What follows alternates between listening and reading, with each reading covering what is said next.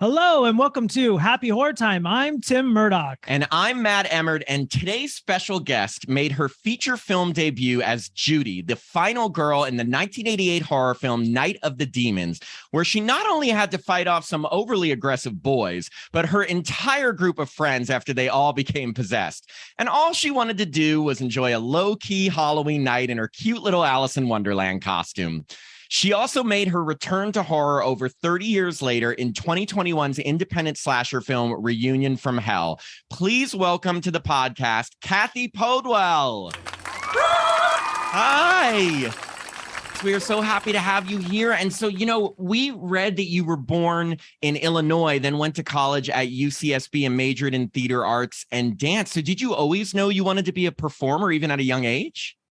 I think I got the bug early on. I was always sort of that, precocious little kid. And I was always sort of like funny, center of attention. So I think I liked that.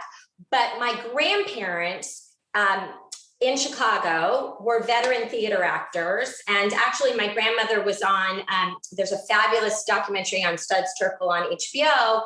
And she's featured in it because they started one of the first sitcoms, basically. And so she was on that, and she did a lot of theater. My grandfather did a lot of theater. I've talked about the fact that he was the old man in the movie Groundhog Day that Bill Murray that begs for money every morning as Bill Murray comes around. That was my grandfather. Oh my God. And he takes him to get soup, and then he dies, but he tries to save him. Of course I know that character. Oh my God, yes. That's so cool. You know the details. So yeah, so they were in Chicago, and I was born in Chicago, moved to California when I was 2 because my dad was like, we're getting out of here, too much snow. And my mom had grown up in California, so they moved back essentially. And then, so high school, I did theater, and I was in the band, and I was a cheerleader. I did all the things, and then went to UCSB and majored in theater and dance. And I just knew I was going to give it a shot. Let me just say that, I was going to have something to fall back on, but then I left college a year early to move to LA and, start working. And I, thank goodness, did. And thank you, Night of the Demons, because I literally said when I got that role, I'm going to quit waitressing and I'm never going to go back. Good for you. That's got to be the best feeling ever. I put it out into the universe, and I never had to go back to waitressing. So yeah, I worked after Night of the Demons. I worked pretty steady for 6 years, and then got married and had kids. And so here's my 30-year hiatus until Reunion from Hell. But that's why I basically I worked a few jobs when my 2 oldest were young. And it was just hard. It was like 90210. I remember they called me in. So of course you're going to be like, yes, I'll do this job that you're offering me. How often does that happen? But my son was a year old, and I didn't have anybody to watch him. So my friend watched him. But basically it was like, you're at the mercy of, well, we have to do some reshoots. So your week is turning into 2 weeks. So, that kind of stuff, you have to just be flexible. And when you're a mom with little kids, it was more difficult. I was first gonna ask, did your grandparents contribute to your wanting to be an actor? But it looks like they did. Sounds like it did. I love that. By the way, you kind of answered our first 7 questions. Yeah, I'm like, okay, next. But you did mention my favorite 90210, and I watched it last night, and it was season 3, episode 26. Yes. That is so funny. Okay, go ahead. So I'm sorry. I did, didn't I? I just talked for 20 minutes straight. Goodbye, guys. Thank you, Cathy. No, go. No, it's a great episode. I really enjoyed it because I remember watching it back in 93, and you are a con artist, and all your scenes are with, the 3 hot leading men of the show, and a bonus, you get Burt Reynolds at the end. Okay, so I have to ask, did you meet Burt Reynolds? I did, and it was awesome. He's like Smokey and the Bandit. I grew up, Burt Reynolds was about as movie star as you could get, and for me. And so, yeah, it was very cool. I think I reflect now in a way differently than in the moment. When I think back to Mark Hamill, or, some of the great actors and wonderful like legends that I've worked with, Larry Hagman and Howard Keel, Seven Brides for Seven Brothers, old Hollywood. It boggles my mind more now than I think in the moment, because in the moment, at the time, I was very professional. I'm an actress, you're an actor, I'm not going to be all like, but now I'm like geeked out that I've worked with some of the people I've worked with, which is very odd to but that's good. I'm glad that I wasn't this way in the moment, but you are the star of that show. Like, you're the con artist. Like, the whole show is focused on you and like how you're conning the people to meet Burt Reynolds. Yeah, the episode. I'm wondering, did Burt Reynolds, because it's so funny, him on 90210, was he like happy to do that episode, or was he like, can we get this done with? All I remember, I don't feel that I had that feeling that he was just like, oh God. He genuinely came in, and how he meets the crowd of people at the end is kind of how he was. It's Burt Reynolds coming in. And so we were all like that. We didn't have to really act. It was like, oh my God, it's Burt Reynolds. And he was very cool. He was very much Burt Reynolds, the star, and I think he was happy to be there. And so obviously, even though we're going to get like into Night of the Demons, we can't ignore you did a quick mention of this, but a role that you are also very known for, playing J.R. Ewing's second wife, Callie Harper Ewing, on Dallas from 1988 to 1991. So at the time, what was it like working on such a popular show, and also alongside, the late great Larry Hagman? So when I auditioned for that show, it was supposed to be like 6 or 7 episodes. And my memory of that was very exciting, because it was callback after callback, so the first callback was with the producer, Leonard Katzman. And then the second callback was to read with Larry Hagman. And I knew at that point, the who they were looking at had been pared down to like maybe a couple of gals. So in the audition with Larry Hagman, it's a scene in which my character is sort of meeting him, and it feels very much how I felt as Cathy meeting Larry Hagman. So, but what I didn't know was that my chest became super flush, red throughout the scene. I mean, it was perfect for the scene, but it was more me, Cathy, feeling overwhelmed that I'm here with Larry Hagman. I didn't miss an episode of I Dream of Jeannie, like that kind of. And so that sold Larry. I think that blush, the chemistry between us. And then the best thing was they continued my character for 3 years. That's amazing. I love it. Larry's like, true. I love it when people get all flustered around me. But do you remember in 1980 who shot JR? So this is the thing. I never watched Dallas. I remember the whole Who Shot JR thing, because who couldn't, you couldn't go anywhere where you didn't see a magazine cover. That summer was like crazy, but I was in high school. I wasn't watching Dallas. My mom watched Dallas. I knew how it ended, but I really didn't know when I auditioned much about Dallas and who the characters were, just by osmosis, things that you could pick up from the grocery store tabloids, but I really didn't know. So I was more an I Dream of Jeannie fan than I was like, oh my gosh, here's J.R. Ewing. And how did your arc on the show end? Like, was it a big dramatic ending, or? Of course.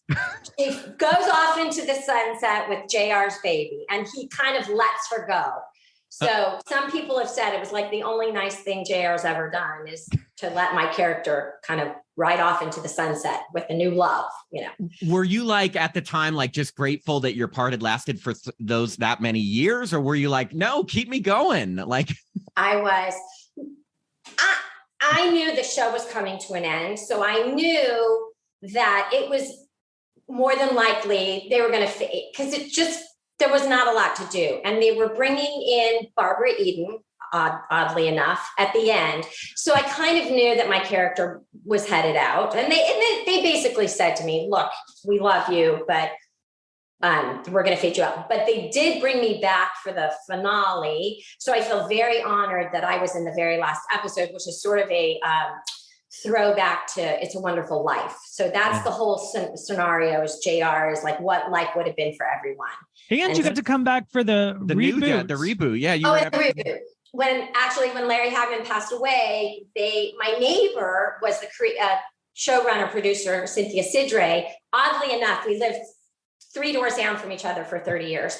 And she brought me back for the funeral episode, brought my character back. So wow, I love stuff like that. No, that's really cool. And then we asked this to everyone as we're getting into horror. Growing up, were you a fan of horror movies at all? Or were there any that like made an impact on you at a young age?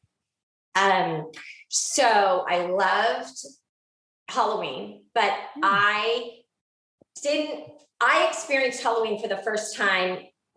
One of my best friends and I were having a sleepover, and her sister, an older boyfriend, came home, and we sat on the, I can picture myself. They sat us in the kitchen and told us about this movie I'd just seen. And your chest was getting flustered and red. Yes, exactly.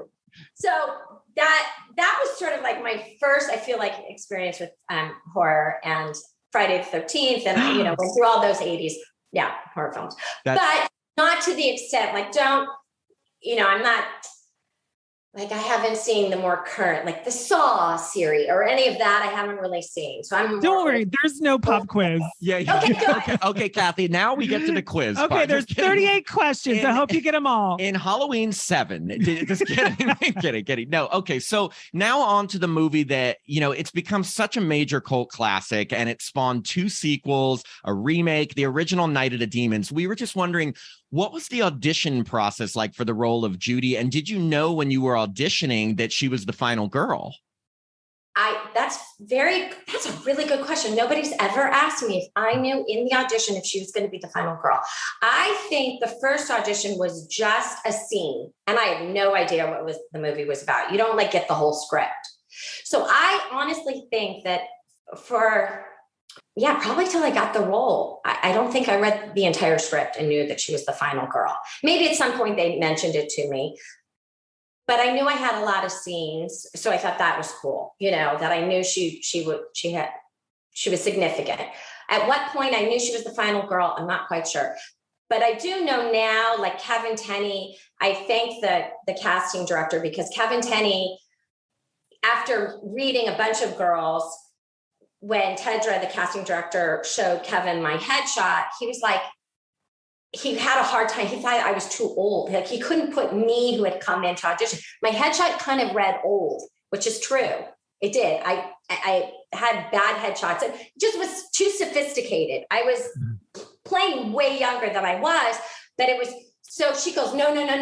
You loved her. Bring her back in. You'll see who I'm talking about. And as soon as I came back in, like the next week to reread, he was like, oh yeah, I did love her. He just couldn't tell. So anyway, the casting director, thank you very much. I got the power of headshots. When you were reading the script, it was called Halloween Party. It wasn't called Night of the Demons yet. What made the change? I think there was a poster. I have a poster, a Halloween Party poster, which I know is kind of rare. It was like a mock-up of before. They had to change it, and I thank God they did, because what was his name? The producer of the Halloween John series? Carpenter. That Mustafa Akkad. Yeah. Gave Walter Jostin a call saying you can't use the word Halloween. Oh wow. So I think maybe not legally he could say we couldn't call, but they just decided, okay, forget it. We don't want to get into a fight with him. And by that time, they were like 4 movies into the series. Yeah. So I wouldn't have wanted You're going to take our business. I wouldn't have wanted to take that on either. I think they just felt like, okay, let's just not go there. Let's rename the movie. So that's so funny. So we also read, so we always look up stuff and find stuff on the internet, and some of it's true, some of it's not. So we wanted to ask, we read that the original script for the movie included a gay couple along with an interracial kiss, but that this was considered too radical for the time. And I was just wondering, do you remember any of this in the script? And if so, who was the gay couple, and was the interracial kiss between you and Roger the only other survivor? I've never heard that. That's maybe really, I have to call Kevin Tenney and say, Kevin, I never heard that. I don't no, it totally could be false. I mean, like I just read on, I think it was either IMDb or something and again, when they say original script, maybe it was like at a draft that the actors never even saw. So maybe, or maybe it's totally false, but I just was wondering if you knew about that. Anyone could put anything up on the internet and be like, it's true. Yeah. But that's funny. So you didn't have any recollection of any of that in the script? No. Yeah, no. Mm-mm. And who did you get along with most in the cast? Like, is there anyone that you bonded with over this? I mean, because I'm guessing it's like at nighttime, it's and it's like hours. a large cast of a lot of young people, so it must have been fun. I mean, did you bond with everyone? We did, and that's how we felt. We were all around the same age. We were all around the same level of career. The only one that had experience was Linnea Quigley, who'd obviously already was this screen queen and was the most experienced and had a name for herself. But the rest of us, so it very much felt like our gang, like, let's put on a horror film, and knowing that it was low budget, I still remember being amazed. And then to see the movie and say that is a low budget horror film, like it's the special effects, the practical makeup, Steve Johnson's makeup is mind-boggling. And at the time it was mind-boggling. In person, it was mind-boggling. So I really felt like it was this huge collaborative, no egos involved. Everybody was trying to just do their best work. And we got along great. That's cool. I mean, like, I never personally thought it was low budget. Like, I remember because it came out in like October of '88, but do you remember pay-per-view? Yes. Okay. They ran the trailers for Night of the Demons so much. Like, I was like, I have to see this movie. Like, it just looked like a big, awesome movie. Yeah, it's campy, but like horror fans love campy horror movies, but I never thought it never looked low budget. No. It never, yeah. That's so funny because at the time, I mean, I don't even know what the budget was, but it was $1.2 million, which is not low budget. Now movies are being made for $30,000, Yeah. So, but at the time it was like, oh, I'm in this low budget horror film. And, and I was sort of like, of course, that's the first thing you're going to do. And yes, was it campy? Oh my God. So campy. I mean, each of our characters, honestly, are dripping with like campy stereotypes, characters. Okay. I mean, the saccharine sweet cheerleader. Yes, I was. The men in the movie are so aggressive and awful. like I think, except for seriously, except for Roger. Yes, except for Roger, the men it is literally, they are just so the worst of just men. the worst of men. Like, let's just say, if you want the worst of men, watch the characters. These poor cute girls. Your poor boyfriend only is with you to have sex, and the second you won't, he's on to another girl. Listen, I will say this: Lance Fenton, Jay, is so cute, but still, he's a jerk. Yes, a cute jerk. Well, you mentioned Linnea Quigley, and we wanted to ask you about that because obviously at that time she had already done a ton of horror movies like Graduation Day, Silent Night, Deadly Night, The Return of the Living Dead. So when you went into this, were you familiar with her as like a horror actress? I wasn't. No, isn't that crazy? I hadn't seen any of her movies, but Kevin's like, oh yeah, Linnea's done so much horror. And so, that was all, you see her list of accomplishments. And I was like, I haven't seen any of it, but oh my gosh, she's worked, and she was older than us. I mean, but she was a little bit older than us. I was a little bit older than, I think the youngest was Allison Barron, who was closest to being in high school. I think she was still like 20 at the time. You know what I mean? So we were all like these sort of like 20-year-olds playing high school, which I know a lot of people have said, like, oh God, wasn't that normal for the time? Have you seen? Oh yeah. Have you seen 90210? I think watching your episode last night, I thought you looked younger than the other girls. Yes. In the cast. I was like, you look like the high school student too. Yeah. Well, thank you. And I was going to ask you, so you got to work with Linnea in both just as a human and a demon, and you got to fight her. What was that like?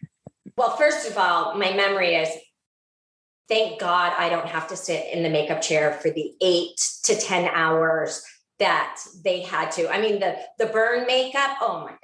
I just was like, smudge me up, send me out. That was it for me. So I was feeling very blessed, very lucky. My strongest memory is of being on the wall and like and I'm kicking them away from me. I'm trying to get up the barbed wire. And just the hilarity of looking at all your new friends in this gross, grotesque makeup. And they're like, I mean, like, it's so detailed. Like, all their makeup is so good. It's so impressive. And I think that's why the film, like, 30 some years later, it still holds up because it's so detailed. And they're all good. different. That's the thing. Like, some of them are just straight demons. Some of them, like your boyfriend Jay, had his eyes gouged out, so he has that look. Some of them, like the two friends that just got killed, are just dead, like they're not like demonish. So like, and there's so many of them. But another one of your co-stars we wanted to call out, Amelia Kincaid, who obviously played Angela in the film, but she is reprised the role in both sequels in demon form. And now we read, here's another internet rumor that could be completely, I think this one's true, but I think this may be true. So we read that her aunt is Rue McClanahan from Golden Girls, and that Rue actually visited the set one day. Wait, is that true? And did you meet her? It's so true. 100% true. Do you know, I don't have a memory. It's like when you see a picture, you go, did I remember just the picture? Was I there? I cannot remember. I feel like I was there. I don't think there wasn't a day that I was there. So I must have been there. But every time I think about it, I think of the picture. There's a picture with Kevin, Tenny, Rue, and Amelia. And that's what I think of. And I was like, was I there? Or am I just imagining the picture? But yes, so true. I love that her aunt is Rue McClanahan. That she just went down to Hull House. And then she goes down and she's like, hey, what's this movie you're filming? I'm dying to know if Rue ever watched your movie. I don't know. Oh, I'm sure. I'm sure she was she loved Amelia. I'm sure she watched it. That's hilarious. Amelia did.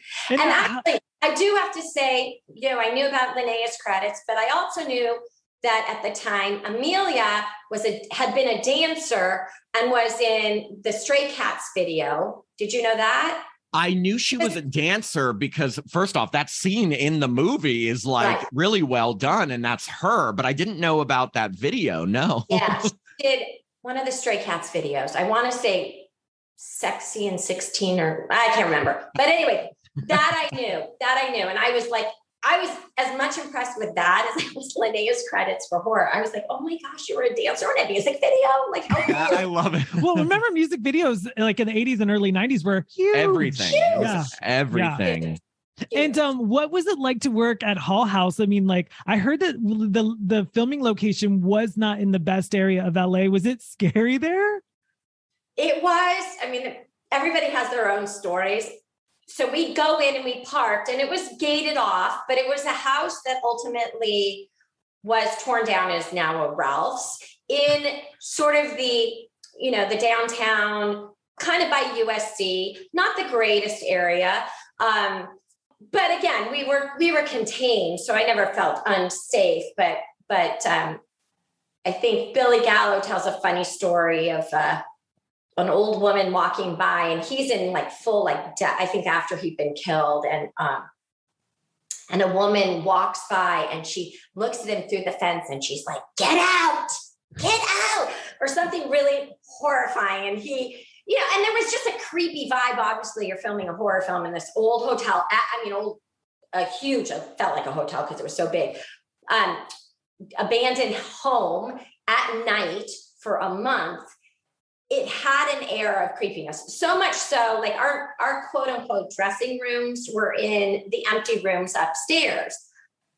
But I don't think any of us, I feel like we were always outside in our chairs that had our little names on it, like when we weren't filming. I don't think anybody hung out in their dressing room because it was creepy. And just think, now it's a Ralph's. I know, it's so sad. It is sad because I'm like, so if you want to go visit the filming location, you go grocery shop? Like when you're like, here's the fruit aisle. Oh, this is where Amelia Kincaid danced. I actually haven't been back to see if any of it is but it's probably has nothing left of any. I feel like for the 40-year anniversary, they should do a Blu-ray and have you and the cast go to that Ralph's and just go down the aisles and be like, and here's where I think we filmed the barbed wire escapes.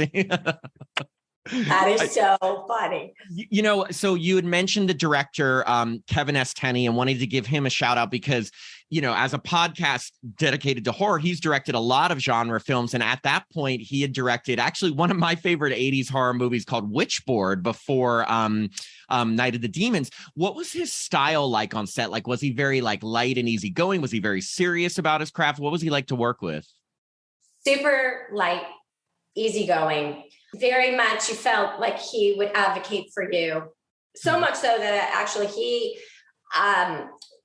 went to bat for me. I was supposed to be topless and I didn't want to do topless. So I almost said no to doing the movie. I was just like, I don't want to start off my career doing that. Why, and he was like, okay, he fought for me because he wanted me to take the role. And so he thought, how about I'll try to sell just like a see-through bra, which is why I'm in a see-through-ish bra. So yeah, so I felt like he had my back. He, was an actor's director. Yeah, just and to this day, he's like a dear friend of mine. We used to get together for lunches pre-COVID. We just gotten out of the habit, but I love him to pieces. He's such a good guy. That's so cool. And it's so funny that's like when you say like he had to fight for you not to do nudity because there's so much other nudity in there. It's like, how much do you need? That's right. And I think that was kind of like what he said. It's like we have the quota for nudity we've probably met. And so to have this actor stay. By the way, no male nudity. We were not happy about that. Where's the equality here? Lance Fenton's butt? Yeah, no male nudity. And they have boys. I know they have to fight to have less female nudity. What is this world Times about? are being a change. Yeah, times have changed. So, going through at the end of the film, you have this great scene where you use a gas pipe to light two of the demons on fire. And I'm just wondering how close were you to all that fire? Was that tough to film? Like, how did you do that part? The crematorium was sort of jerry-rigged off the side of Full House of the house. And the door that's so heavy that opens was like literally like cardboard. It was like I was using my miming skills to make it look like it was heavy. And as far as the fire goes, the shot of me, they did have fire coming out, but I was far enough away. I mean, I was never really scared. And they had the fire department there. They had the pyrotechnic experts, I guess, because, they light Hal on fire. The stunt person gets lit on fire. So, and obviously that is so flippin' cool to see. Yeah. So, I just, even if I wasn't in the scene, I just stayed and watched all of it because I'm like, they're about to light a man on fire. So and it's my character who gets to do it. Yeah. That's cool. And are you so happy you survived? Or did you feel like because the rest of the cast had all the hours in makeup, did you feel like you got, left out of something fun? Yeah. Like, would you have preferred to be a demon or are you happy you were the human survivor? I am so proud to be a final girl. And like I said, that is tough getting in that makeup. And part of me feels like I wasn't in the magic. You were the magic.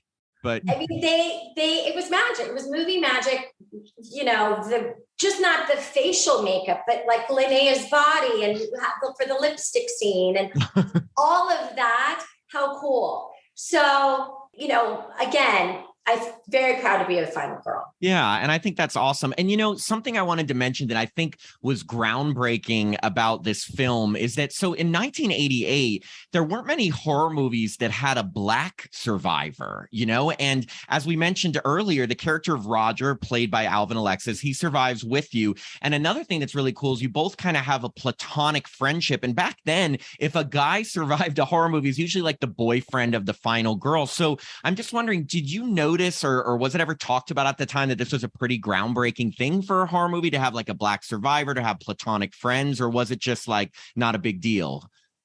I really feel like it wasn't a big deal. I again, upon reflection, oh my gosh, really? It wasn't like, I guess I didn't realize at the time that it was so groundbreaking. I remember feeling like, oh, it's so cool that it's not just the final girl, there's a final boy too. And what you said, that they're not boyfriend, girlfriend. Like, I love the fact that it was like, the scaredy cat, the goody two-shoe girl got it. She usually does survive. But I love the fact, not just that Alvin was Black, just that he was like the scaredy cat. And like, I loved his character. His daddy was a preacher. And just, so for that, I was like, yay, he survived, like a nice kid. I'm so happy he survived too. But it's just really, it's cool that it was groundbreaking and at the same time kind of shocking in that era of the horror films and the prolific nature of. You definitely couldn't have Jay survive because he was so scummy. No, and it sucks that we have to say it's groundbreaking because like it shouldn't have been, but at the same time it was in the 80s to have like a again, more than just a final girl survivor, more than just white survivors, more than just boyfriend and girlfriend. So I just thought it was really cool because I loved both of your characters. You're both smart. You're the nicest people. And you're the nicest people, and you're both scared when you're supposed to be scared. Like everyone else is just not scared. They just want to party. And I'm just like, well, kill them. They love to party. You're like, you didn't have your senses up. Sorry. Exactly. But that's true. And that's why I was so glad that like the two best characters survived. But so after the film was all finished and like wrapped, and like, was there a red carpet premiere or a big cast and crew screening? I remember we had a cast and crew screening, and I remember being so happy that I was scared. Because, you're in the middle of it and you're like, is this going to be scary? I know Angela's floating down the hallway, but she's on roller skates, like I know that, so, I didn't really fall off you know what I'm saying? So I was very curious to see. Like, how's this going to pan out? Correct. And so I was thrilled because I was scared and I thought, but all of us, if you would have asked us all that night of the screening, if we thought maybe it would end up in some theaters, but it was going to be on the Blockbuster shelf, which it was, but none of us, not one of us ever thought it would have become a cult classic. And when Kevin called me to say we're doing a Blu-ray and the 25th anniversary, and I was like, what? I had no idea. I even didn't know that two remakes or two sequels and the big remake had happened. Well, that's what I was going to ask you about, because 6 years later, the sequel came out, and I was wondering, did they ever contact you about returning for it, or they just wanted a whole new because Amelia Kincaid comes back as the demon, but I was like, wait, where are the two survivors from the first one? But so you never knew that they were doing sequels? No. And never. have you seen them since? No. It's okay. It's okay. It's okay. Wait, have you seen the remake? It's okay. No. It's all right. It's totally okay. I will say. I'm sorry. No, it's okay. I will say there are good moments since the sequels and the remake, and not so good moments, but it's hard. Nothing really holds a candle to the original. It just had like, I don't know. It's hard to hold a candle to the original of any series, but it just like it lost some of the novelty that the original had. But I was just more concerned, like, why didn't they try to get the survivors back in the sequels versus just the demon? I think that's something that all directors and producers and studios forget, is that as an audience member, we love the continuity of the originals connected to the sequels. Yeah, but wait, wasn't Kevin, I don't even know, involved in some producer with the sequels? He was? He was. I even think the remake, he was somehow slightly involved.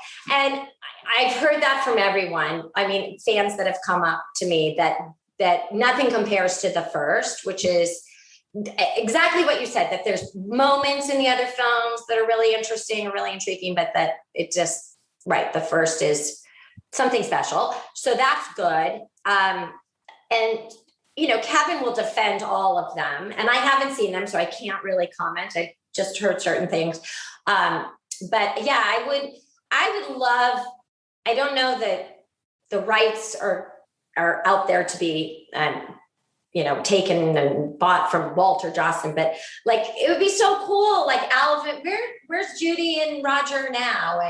And I don't know. Well, it's funny that's one of our questions. If like the studio wanted to make another sequel and bring back your character, would you be up for it? Oh, 100%. That's so cool. I want to know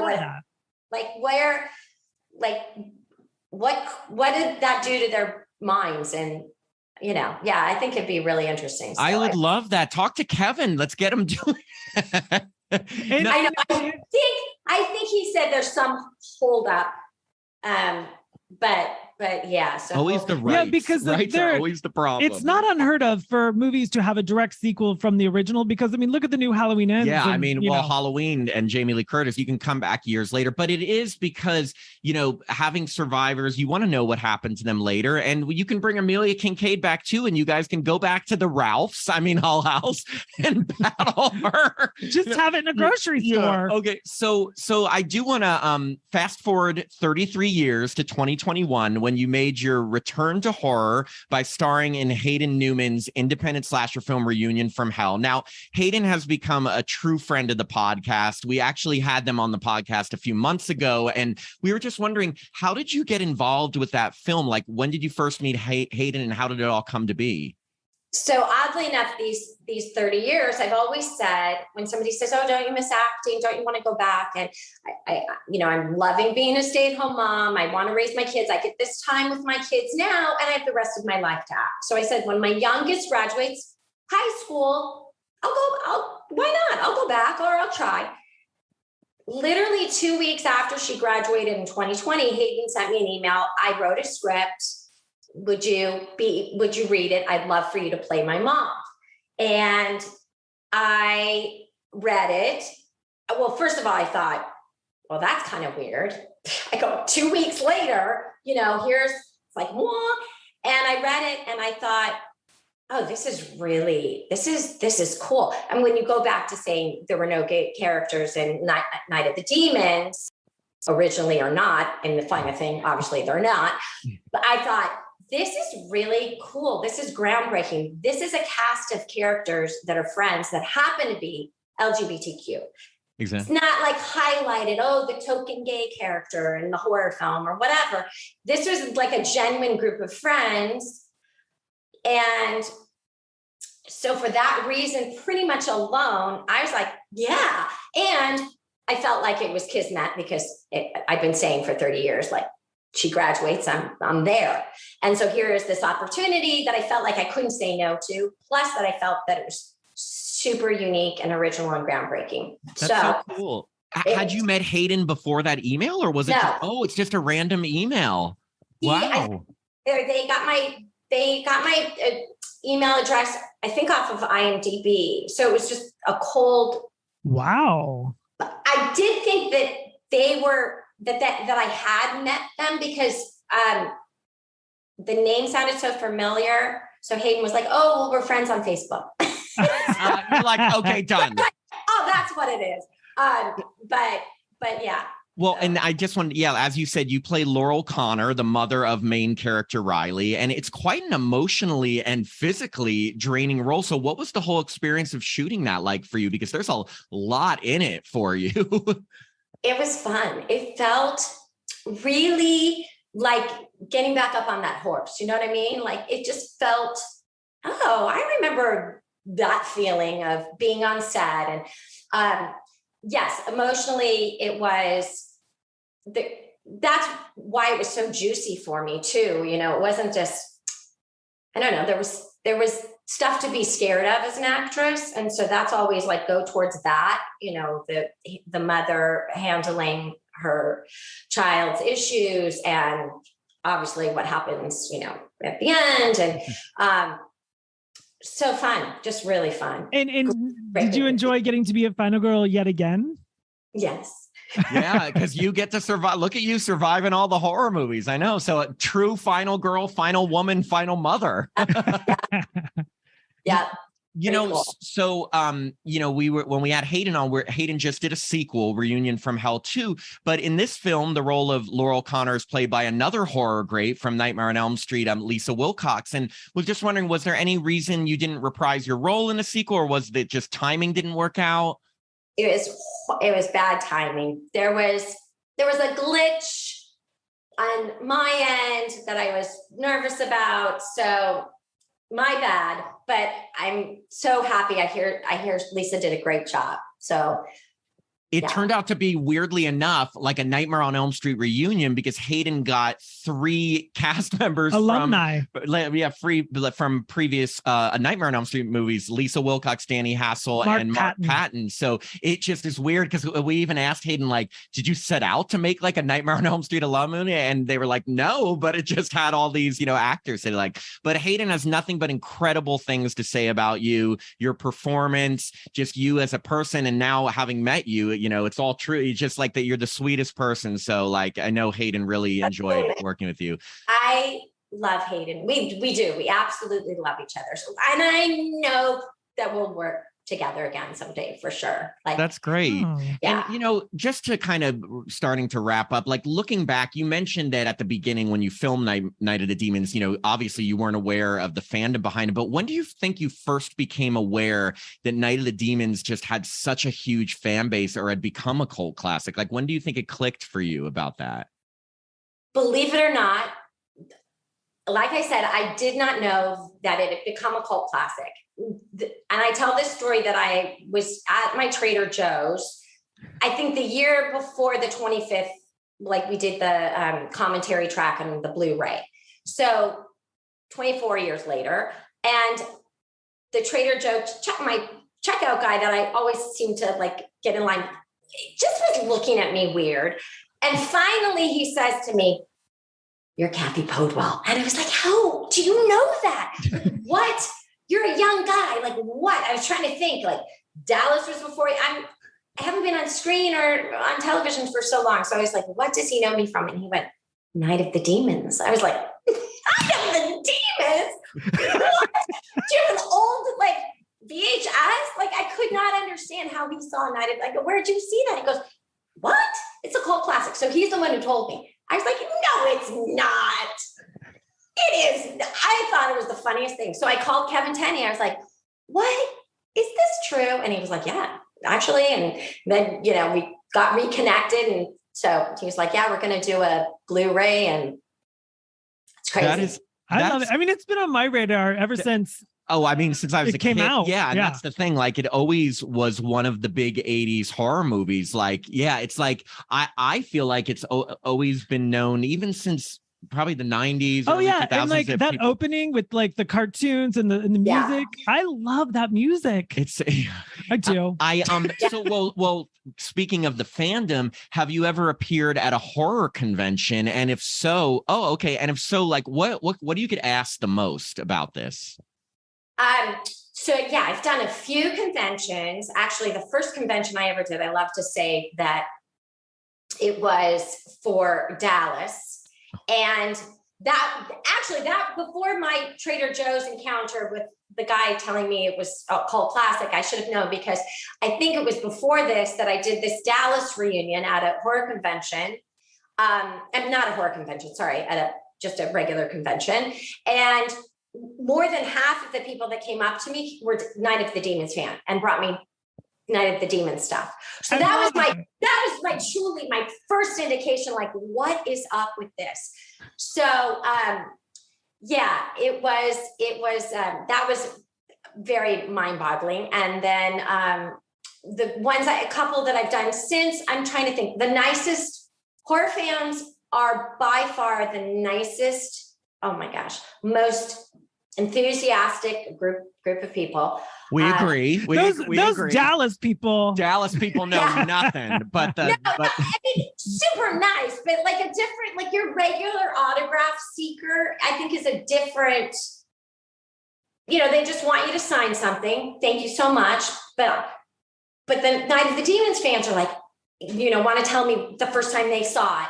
My mom introduced me to the movie. I was 10, and then I'd be like, you were 10? I cannot tell you. Were you really? Yeah.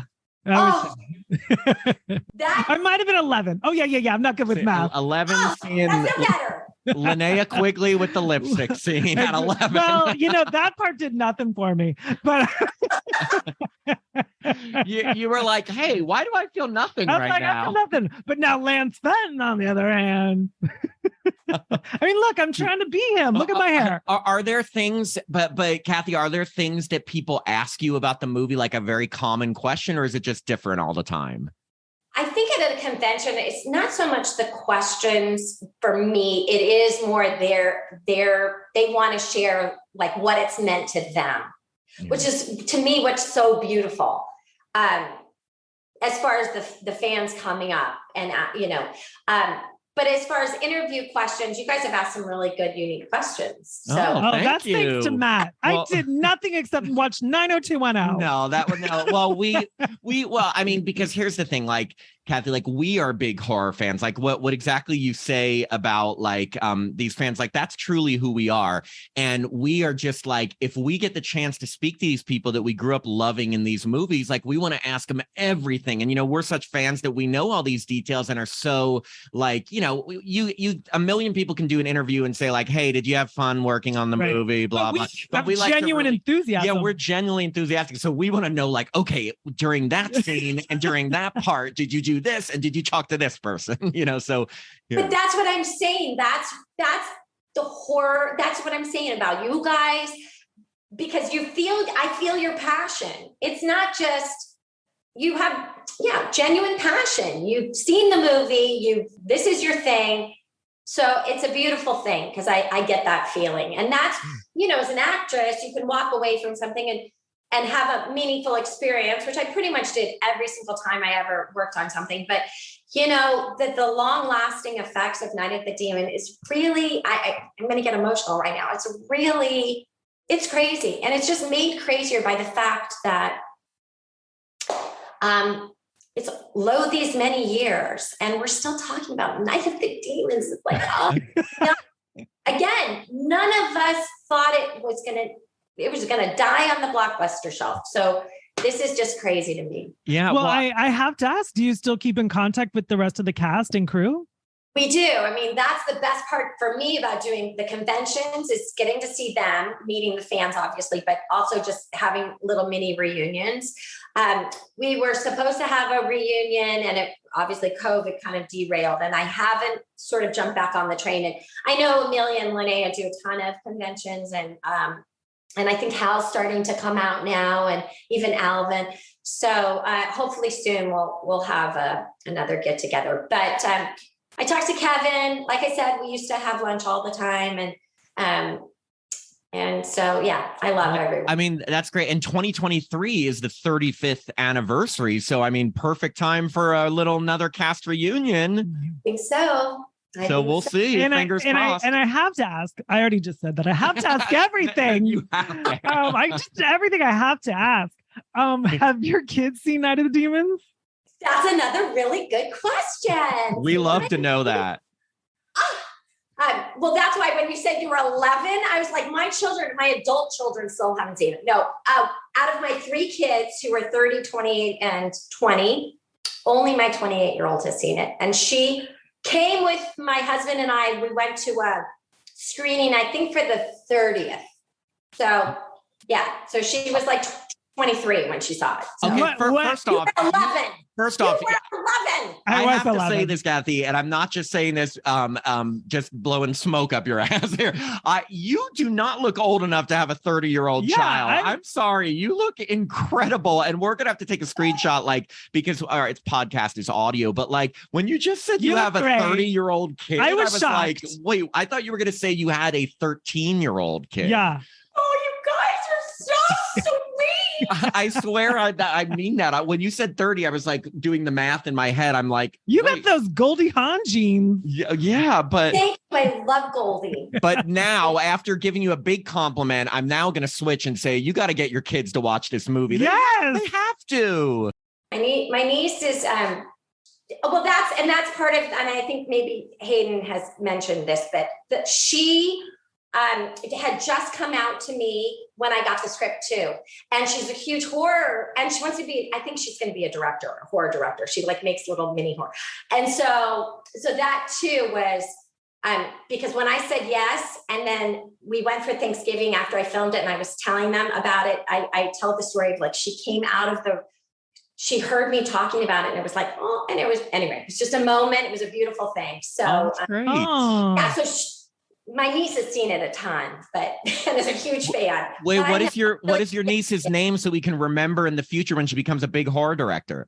Kayla Podewell. Shout out to Kayla Podewell. Kayla Podewell. We will look for that. I have trouble saying that name. I'm not going to attempt it. Kayla Podewell. Well, Cathy, we have one final question for you, and we ask this to every single person we interview, and it may put you on the spot a little bit, but we love this question. It's our final question. What is one thing that you can tell us about your experience working on Night of the Demons that you've never told in any other interview, publication, podcast, convention, Q&A? Just one thing. It can be little, it can be big. Just one thing you've never told about your experience working on Night of the Demons. You saw Lance Fenton take a shower? No, you had a hot affair with Lance Fenton behind the scenes. No. That's me. I bought my bra. Maybe I've said this. I don't know if I've said this. I bought my bra at Trashy Lingerie. I know right where that is. It's on La Cienega. I was like, where am I going to get a see-through? I was like, oh, I know where I can go get I'll have so much to choose from. That's where I went. So yeah, I love it. It's still there. So because they told you, they're like, hey, we need a see-through bra. And you're like, I'm going to Trashy Lingerie. I've never been before. It was fantastic. No, it's a cool store. I walk by. I mean, I don't appreciate it, but How much Trashy Lingerie do you own? Too much. It's still there. I just thought last week, I was like, oh my gosh, it's still there. Good for them. Wait, did they pay you back for that? Or did you have to use your own money? That's a really good question. Hey, now. Tell Kevin he owes you for a trashy bra. Do you know that we, up until Allison Barron saw that MGM bought the rights, we never got a residual. We got paid for the movie, never made another dime.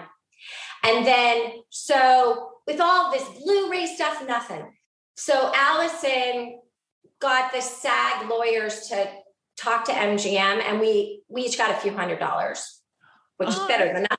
But now, I don't know why exactly, but I think it's because it was so long ago and it wasn't written into the contracts. This is obviously pre-internet computer, whatever. So yeah, it's not funny. I hope you get 90210 checks every day. I do. My husband, a residual check will come for whatever. And we do like the amazing Kresker with it. Like, okay, we try to guess. I put it up on my forehead. I go $7.22. And he guesses, and then whoever wins gets the check. Oh, that's amazing. Dallas residuals must come in, right? No? It's 90210, Bert. I guess not. Yeah. Well, 90210 and Murder, She Wrote. I get a lot of Murder, She Wrote. Oh. What about Valerie or Growing Pains? No, not any. I don't know. No, they're not. They don't really rerun them anymore. I mean, but the truth is, Night of the Demons should be giving you tons because that is everywhere. It's on so many horror streaming services too. But yeah. Well, look, we just want to say we have had such a great time speaking with you today. Like, seriously, we are so grateful for your time. We are big fans, and this has been so much fun. So thank you. I agree. I love you too so much. This has been a blast. Oh, we love you too. I'll get to meet you in person one day. Yeah. Of course. We would love to. Where are you? Los Angeles, in the Valley. Well, I live in the Valley with my boyfriend. That's where we are right now. In like Sherman Oaks, Valley Glen area. I do not have a boyfriend, and I live in West Hollywood. So which is why you know that Trashy Lingerie is on. That's right. Yeah. I drive past it daily. Okay. Okay. Right, well, look. I'm going to keep my eye out for you guys then. Yes, that's amazing. We would absolutely love to meet you in person. Yeah, of course. Thank you so much. We will be in touch as to when the episodes can release, and we would love to stay in touch. And thank you again. Seriously. Thank you so much. It was really fun. Okay, bye, guys. Bye, Cathy.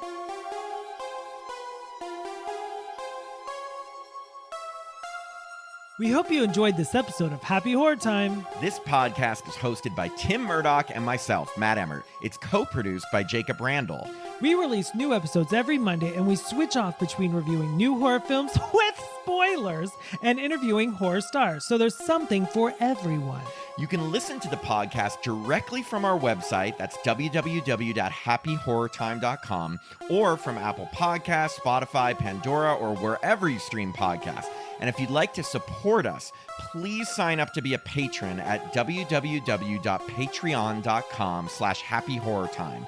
Patrons get access to our monthly bonus episodes where we discuss past horror films according to a theme. They get to vote on those themes. They get our monthly newsletter, The Happy Horror Times, and autographed Happy Horror Time stickers. If you haven't already, make sure to follow us on Facebook, Instagram, or Twitter at Happy Horror Time. And since our movie reviews do contain spoilers, we always post the films we're going to review a few days in advance on our social pages, just in case you want to watch them beforehand and be in the know with us. And finally, if you'd like to contact us directly, send an email to happyhorrortime@gmail.com. We especially love it when you tell us how sexy we are.